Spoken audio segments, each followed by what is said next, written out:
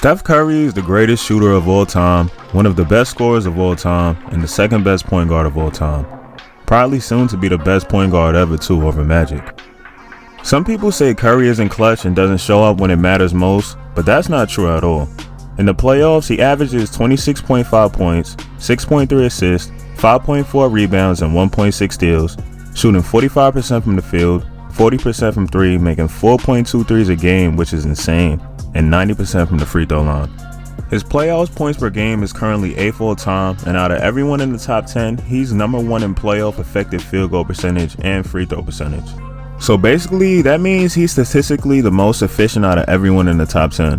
Also, Steph Curry and James Harden is the only players in NBA history to average 4 threes a game for a postseason.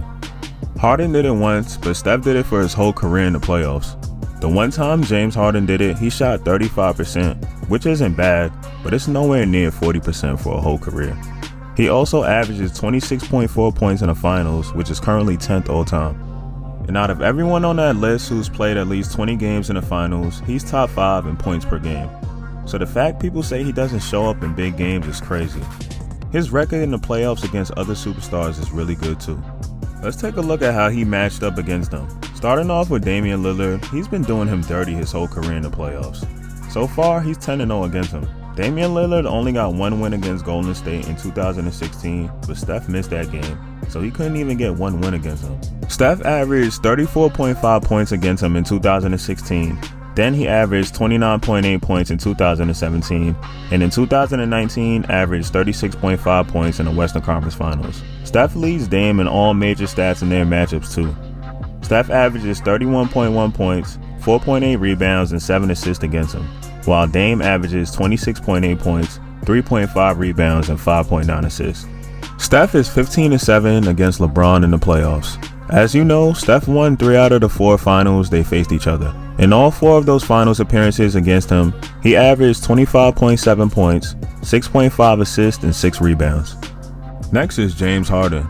Steph Curry is currently 14-6 against him. In 2015, when the Warriors beat them 4-1, Steph averaged 31.2 points compared to Harden's 28.2. The next year they beat the Rockets again, but Curry only averaged 15, playing 2 games because of injury. In 2018, when the Rockets took them to 7 games, Steph averaged 25 points, 5.7 assists, and 6.6 rebounds. And in 2019, he averaged 24 points, 5 assists, and 4.7 rebounds. Next is Anthony Davis. He's only been able to get 1 win against the Warriors. Steph is currently 7-1 against him. The first time they met, Steph did them dirty. He averaged 33.8 points, 7.3 assists, and 5.3 rebounds. When they met again, he averaged 24.5 points, 3.5 assists, and 5.3 rebounds. Against Russell Westbrook and KD, he's 4-3. I know y'all remember that series. They was down 3-1 but came back to win it. During that series, he averaged 27.9 points, 5.9 assists, and 6.3 rebounds. When they was down 3-1, Curry went crazy the last 3 games to come back. He averaged 32.7 points, 7.7 assists, 7.3 rebounds, and 2.3 steals, shooting 47% from the field, 47% from 3, making 5.3s a game, and 91% from the free throw line. Against Kawhi, he's 5-8. It seems like Kawhi's the only superstar that got the best of him in the playoffs for their careers. The first time they met in the playoffs, the Warriors lost in 6 games. Steph averaged 22.5 points, 6.8 assists, and 3.3 rebounds. Kawhi only averaged 14.7 points and 9.2 rebounds. The second time they met up, Kawhi only played 1 game because Zaza injured him, and they ended up sweeping them. Steph had one of the most efficient playoff series too. In that series, he averaged 31.5 points, 4.8 assists, and 6 rebounds, shooting 56% from the floor, 40% from 3, and 89% from the free throw line. In the finals last year, the Warriors definitely would have won if KD and Klay didn't get injured, but they still won, so I'm going to give them their respect. They still went to 6 games, and Steph averaged 30.5 points, 6 assists, and 5.2 rebounds.